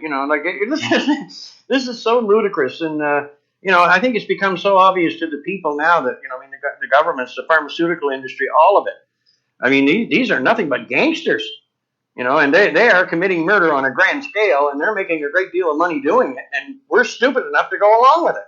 Yeah. But I think that day will end very soon now. Mm-hmm. I think one of the things that we're up against all the time is the ridiculous reporting of cannabis in the press. Kevin mainstream media. Yeah, Kevin has just posted an article from MSN, and I saw it a couple of weeks back, and it says, stoned sheep high on cannabis go on a psychotic rampage around a quiet village. They must have been sativa. Oh, damn it. I can't see that. Oh, that. my God. Can you imagine being confronted by a horde of sheep? Oh, my God. What would we do? All suffering from red eye and listening to reggae music, no doubt. Yeah, probably. Oh, no, some of the things you see in the mainstream media, it is just so ludicrous. They make just total fools of themselves. It's like they don't even realize they're doing it. You think that, if I was going to write about a subject or I was going to go on TV, I think I would at least want to know what I'm talking about. Mm-hmm. But it doesn't seem to matter to these people, because their opinion matters. Our opinions are like asses. Everybody got one. Yeah. Just a reminder there from Freeman Jack. He's talking about his worm casts again, and he says, just to prompt your memory, Tony, worm castings plus water equal plant food, full stop. And he does also say that you can add molasses to it, and then it is also a pesticide as well. Makes sense. I used years ago. I used worm castings, and I had good results with them. He's saying, so they're again going back to natural. Yeah, he's saying 2 handfuls in 50 litres of water is absolutely ideal. Mm-hmm. Well, this is the way we should be doing things. The old way. Like the farmers did things for a reason. Yeah. But once the farming basically got took over by the big money concerns, then reason went out the window. If we can grow more, make more profit, turn it into an assembly line. And, what I see today, too, is that the beef industry, I was in a restaurant here the other day, and I laughed. This guy come out with a plate of different meat, and he told me, he said, this meat is from New Zealand, this meat is from somewhere else, and they had 2 big steaks up there. This is from the U.S. And I looked at him, and I said, you sell American beef here? I said, don't you know that stuff is toxic? Yeah. I said, they don't allow it. This is crazy. And the guy just looked at me. He didn't know what to say. But it's perfectly true. I think we're eating far too much meat anyway to begin with. And again, when you look at animals like, the beef industry, milk industry, any of this, if you're feeding these animals cannabis, using it as a livestock feed, it does nothing but good for the animal. And then you don't have to give it all those growth hormones and antibiotics and all those other toxins. Again, put the plant to good use. I think the farmers, actually everywhere, I think farmers should be up in arms about this issue. Because, growing this plant would be of so much benefit to what they do. And again, they could make a decent living, doing it. Just grow cannabis. Well, that actually links into another bit of TV that I saw on the BBC iPlayer last week. And that was Antibiotic Crisis. I think it was a panorama documentary. And it was basically going into the meat industry and showing us how that this one particular antibiotic, I forget the name of it, but it's the only one at the minute that's resistant to all these superbugs. And they're just stuffing it willy-nilly into all the animals. They just don't care, right? Animal gets something wrong with it, boom, bash that into it.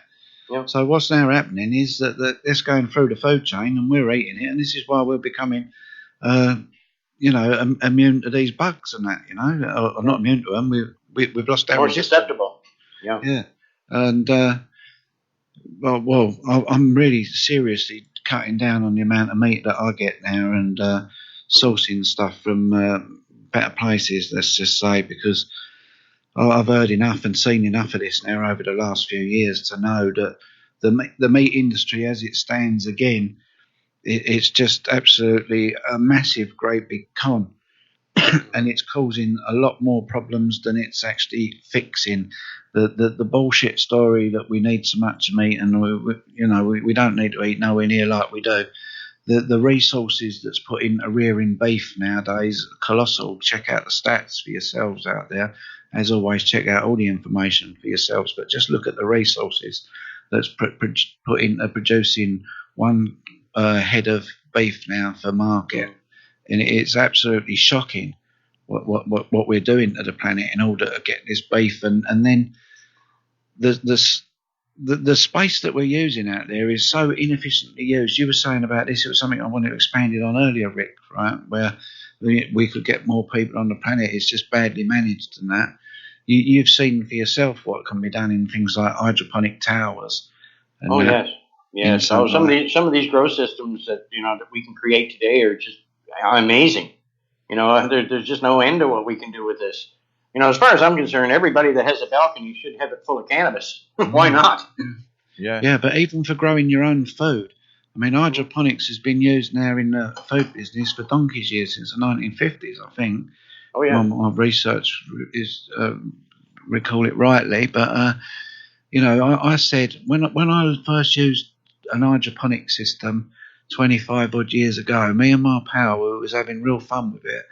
Yeah. We said to each other, we sat there laughing and smoking, and we looked at each other with both a naive pair of pricks, it turns out, and we said we could feed the fucking world with this. Well, hydroponics certainly has that ability. I mean, I was this gentleman, Matthew from Hydro Tea, he sent me some pictures of some tomato plants that he has growing in this device that he's created. With using the natural natural fertilizer, and my God, like he sent me one set of pictures here about a week and a half ago, and he just sent me another one here the other day, and I mean those plants just exploded. I mean, they're quadruple, more than that. They're 10 times bigger than they were, just exploding. I mean, and I wrote back to him. I told him, I said, if this system works as well for cannabis, you're going to have a lot of systems, to be made available. You're going to be a big business there. And he's looking at, I think the way he's talking, he's looking at providing these, at a reasonable cost. Something that most people can afford.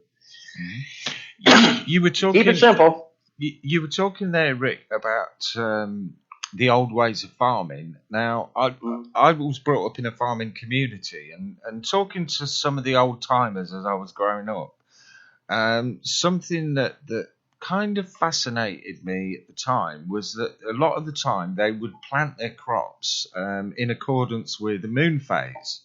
Yeah.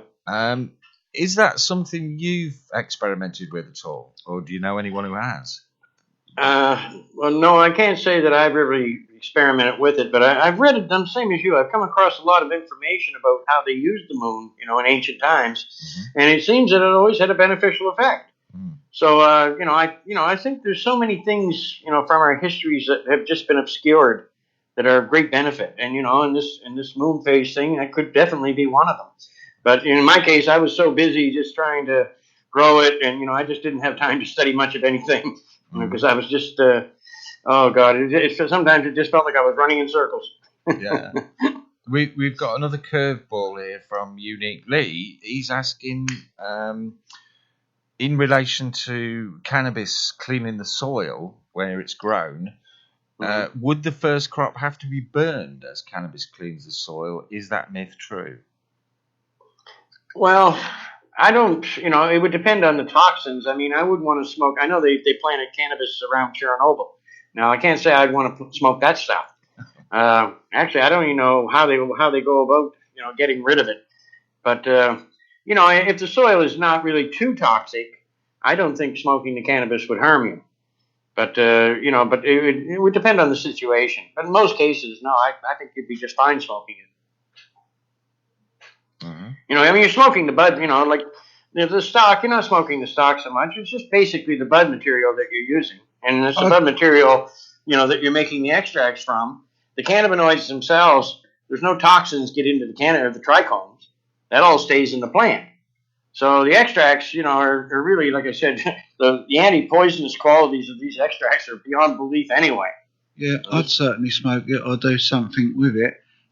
Freeman Jack's saying again that worm castings in water replaces agrochemical hydroponic fertilizers.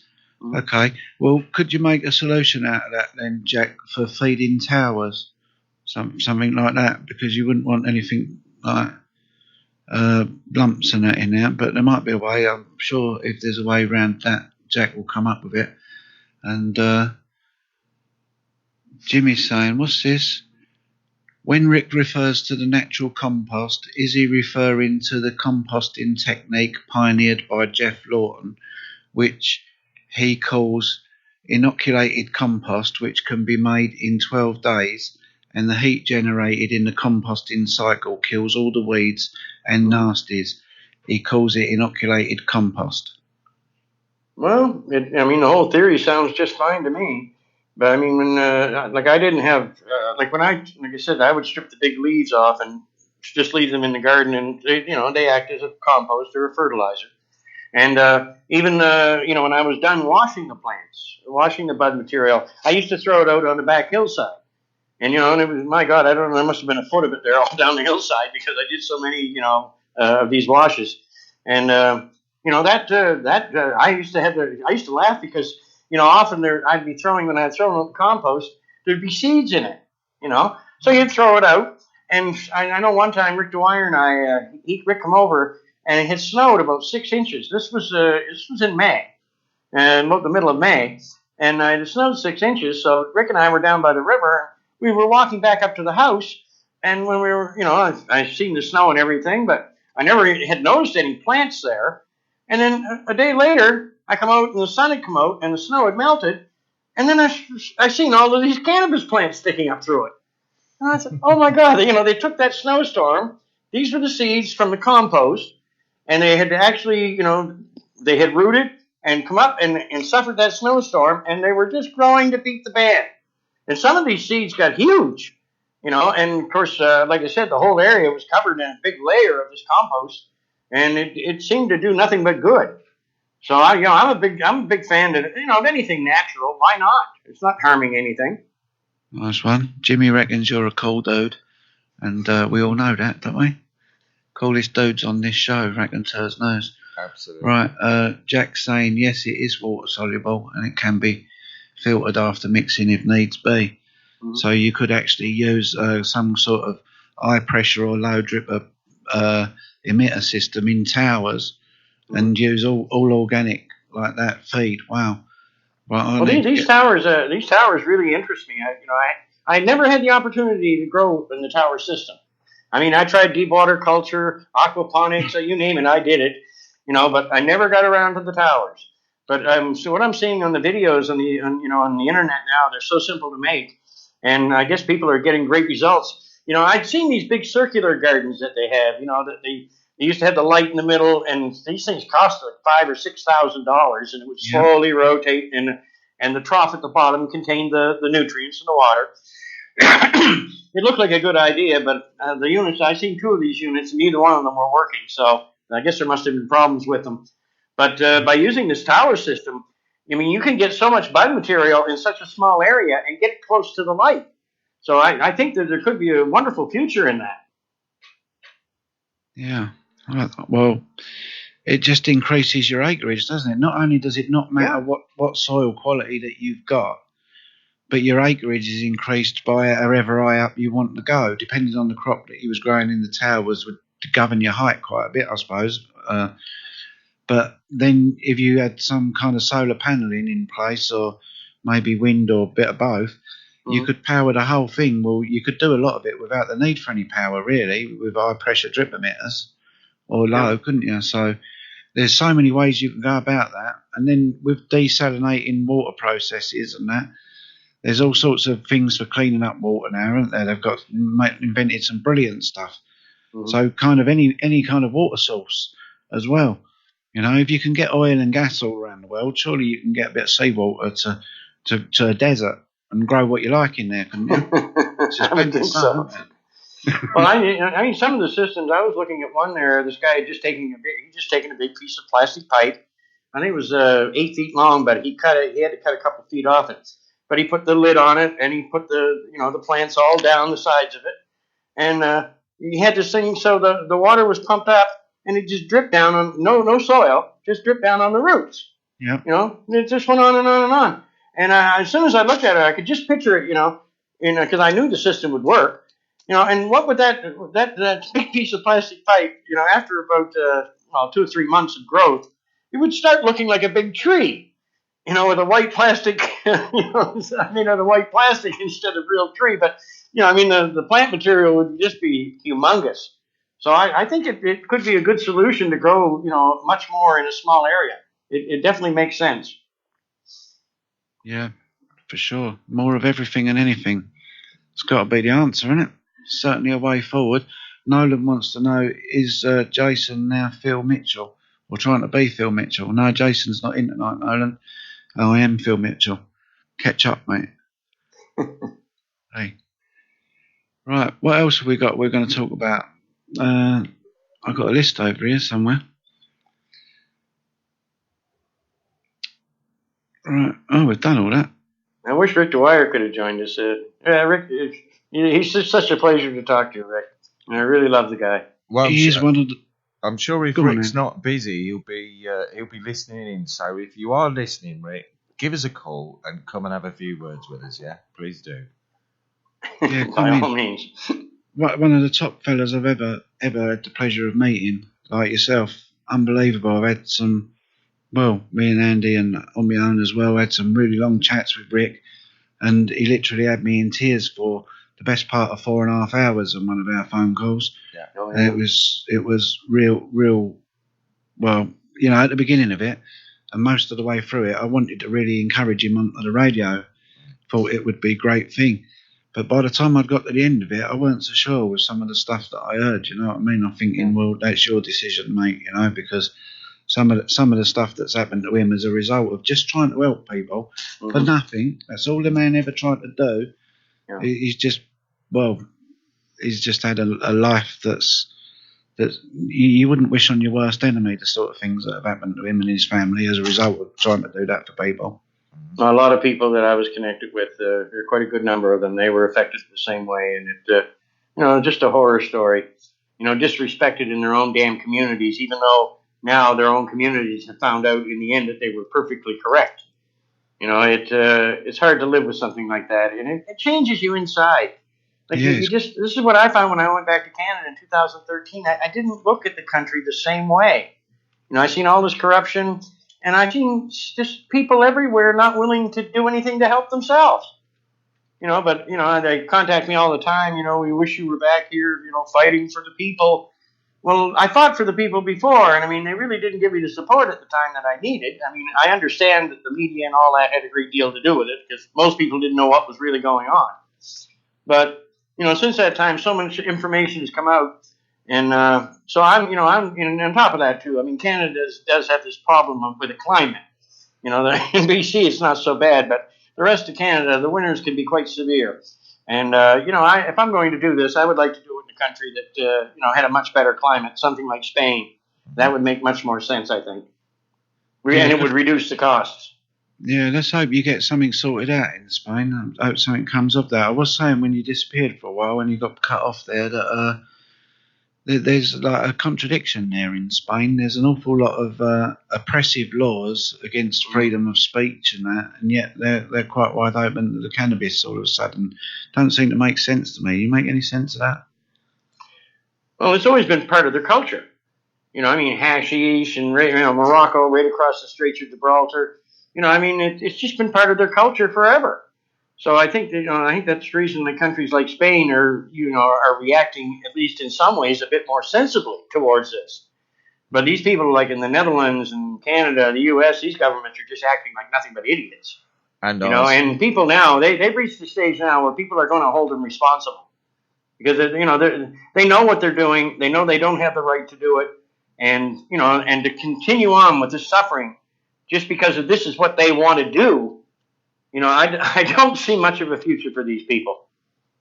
Do you know the current status in Holland? Because over the last couple of years, so many times they said they're going to stop tourists from being able to use the coffee shops and buy the cannabis that they want to get in. I think that was nonsense, Tony. I mean, I heard that before too. That, you know, and only certain people were going to be allowed to buy it from the coffee shops. The tourists weren't going to be allowed. I mean, when you get this Cannabis Liberation Day, the Cannabis Cup, you know, they start cutting all that stuff off. Do you realize the amount of money we're talking about here? Yes, you know, that comes into Amsterdam. You know, I don't think that anyone would seriously consider doing that because they would lose so much money. But you know, but we just have to get, you know, the people awake there and realize that, you know, like, the best extracts are not being produced. The proper ones are not, you know, available. And it's these governments that are causing this. You know, they want to see this discredited. They allow all of these damn criminals to supply the Rick Simpson oil. They're never investigated because the government wants this to happen. Just if the people buy oil they think is Rick Simpson oil and it doesn't work, then that discredits the medication.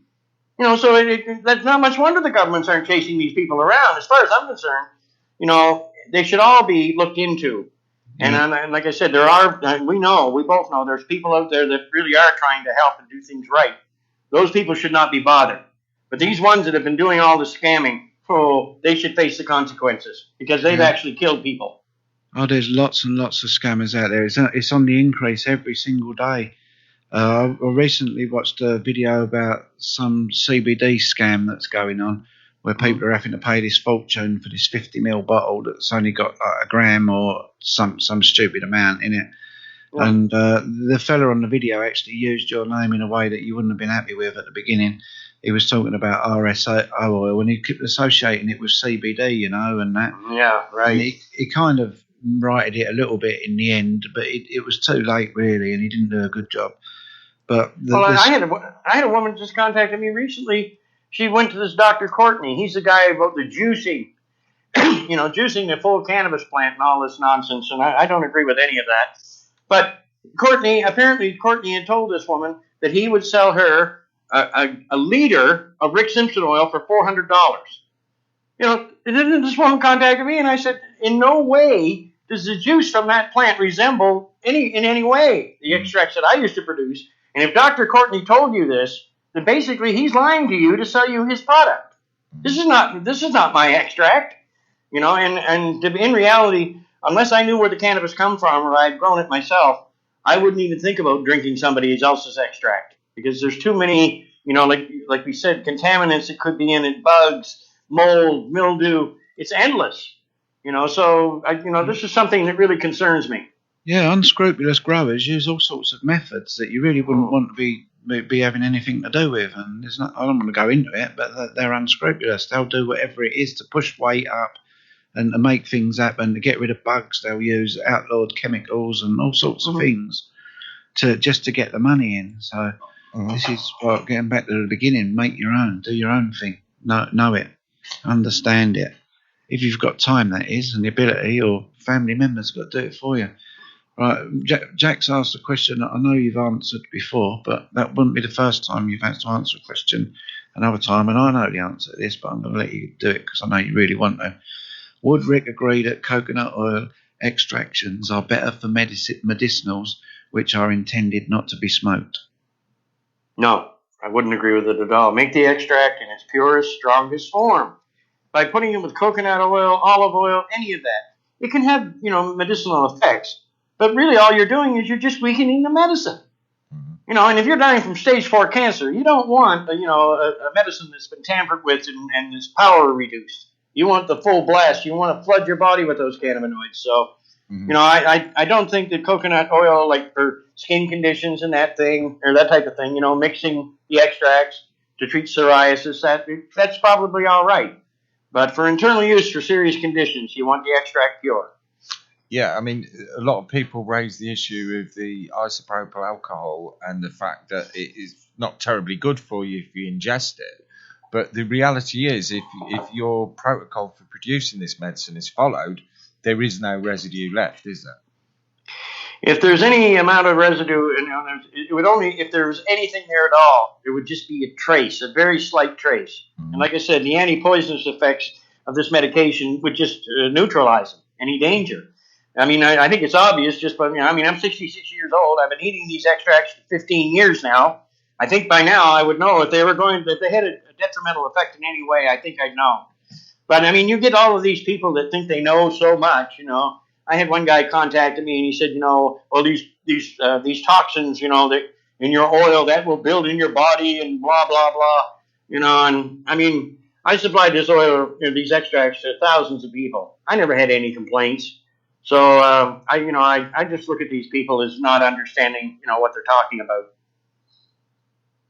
I think that's answered that one then. Jack says we'll have to agree to differ, but there you go. Make it however you think that you want to make it, innit? You've got all the evidence, everything at your disposal to make your own decisions about how you're going to do it. So, well, they try to say, that you need animal fat or something, to let the cannabinoids absorb into your body. Well, if that was true, many times I would get up in the morning and not eat anything, and I'd take a dose of that oil. Did I get high? Oh yeah. So obviously, it still entered it entered the receptors. I still feel that there's a great deal to learn, but if I was dying with cancer myself, I would want the highest THC oil available. And I cannot imagine me mixing it with, coconut oil. But, they say some of these plants, like coconuts, they can have medicinal aspects too. But I still feel that we have a great deal to learn about this. And I think for now, we just should stay with what we know actually does work. That's exactly what I would do. If I'm seeing all these examples of people that have got sorted out from it, I ain't going to deviate from the path myself. But again, saying that don't mean to say that there might not be some improvements that could be made along the line, but I'm damn sure I wouldn't be bothering about with that if I was dying. Just an interesting side note on that.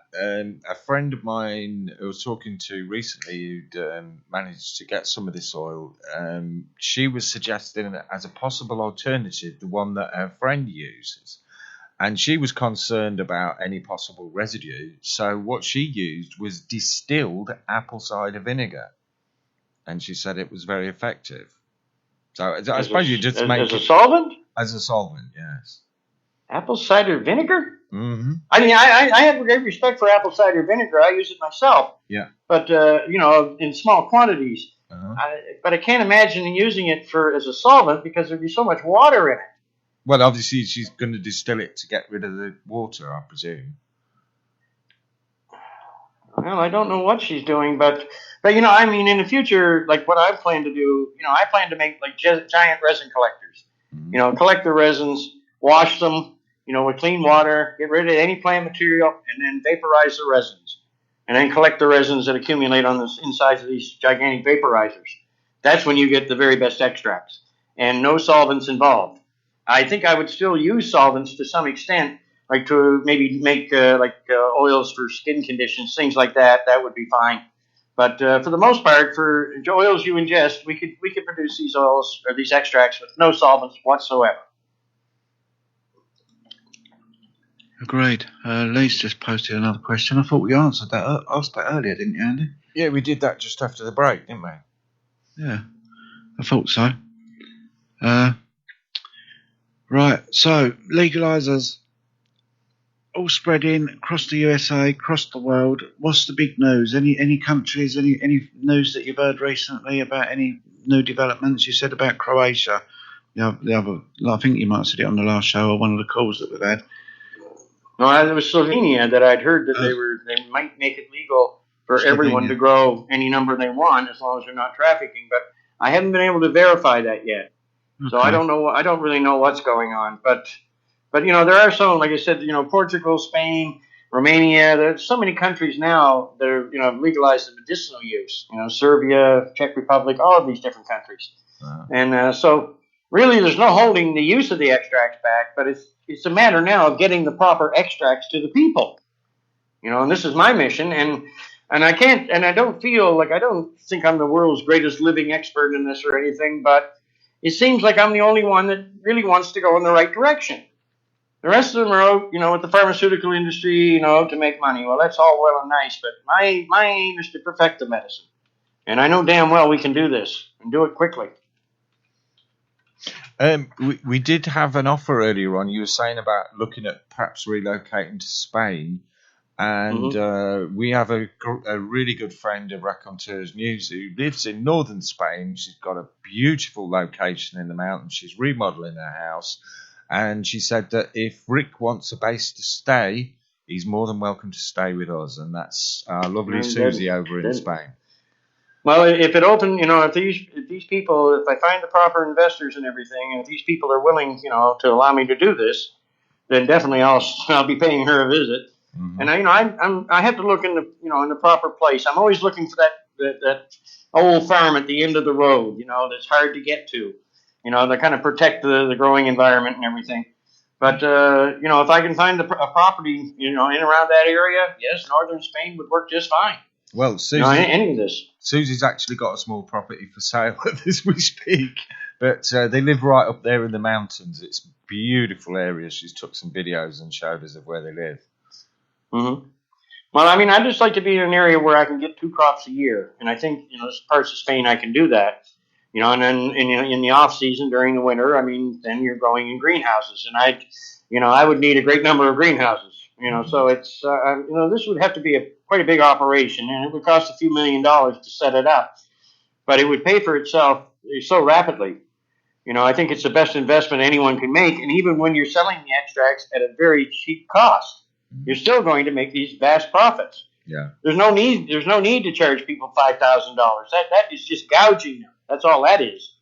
So bring it back to reality, turn it loose, let everyone grow it, make their own extracts. And for those who don't want to do this, then they could be provided by someone like me or, anybody that would do this properly. Mm-hmm. Have you covered all the points you wanted to, Tony, tonight? Yep, we've got lots more for next time, though. Mm-hmm.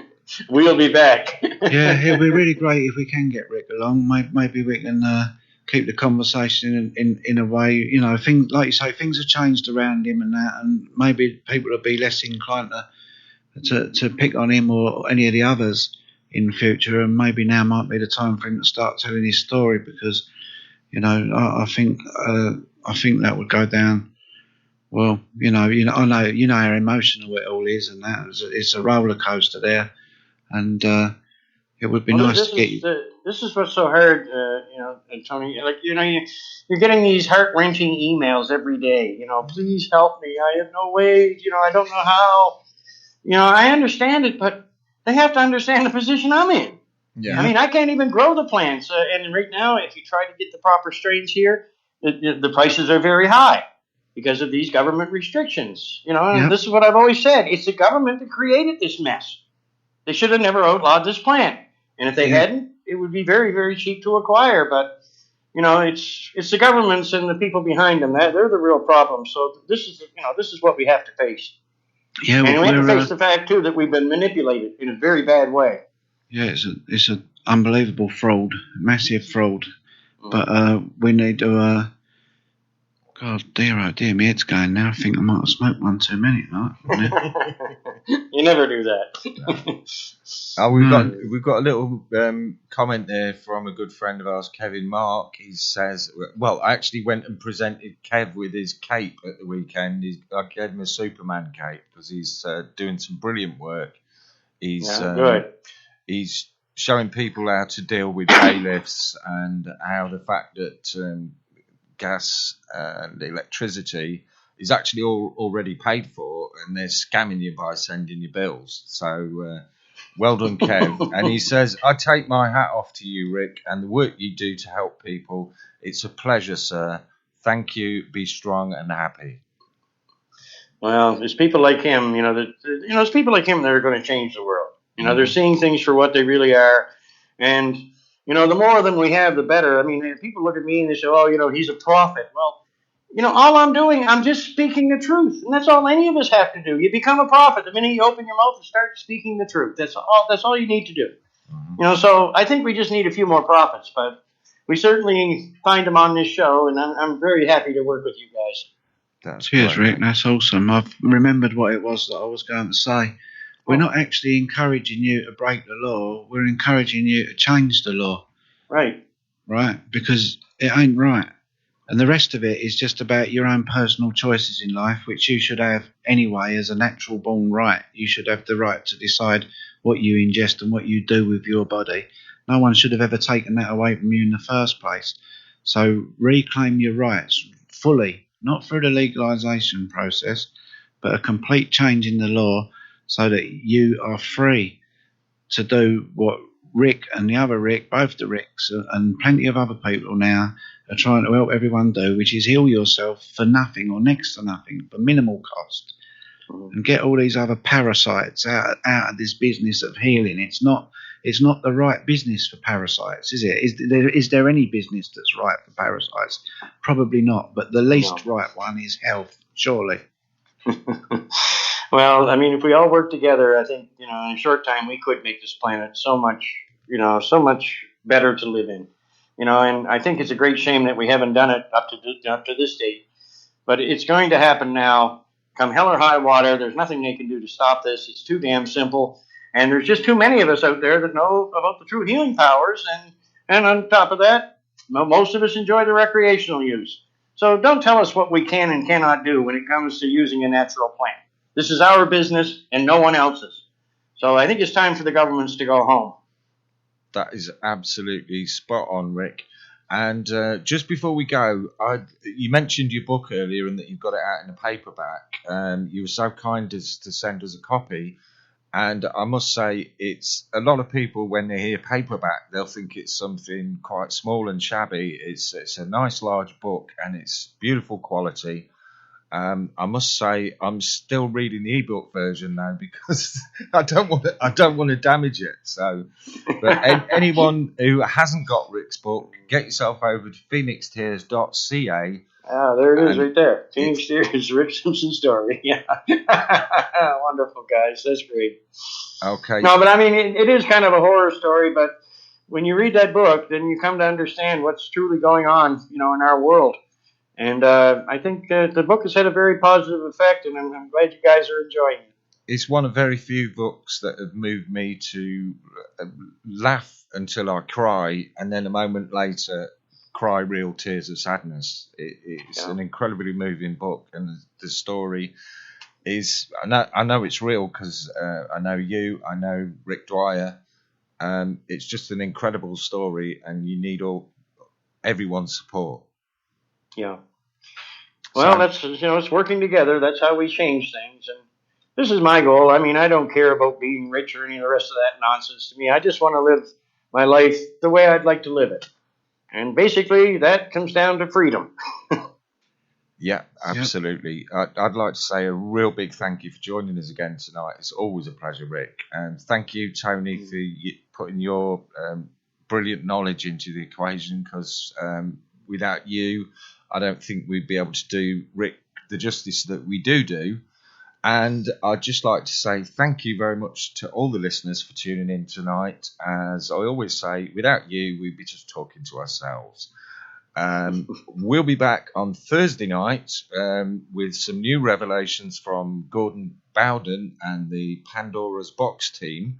That's going to be quite an eye-opener because that one's already recorded and in the can.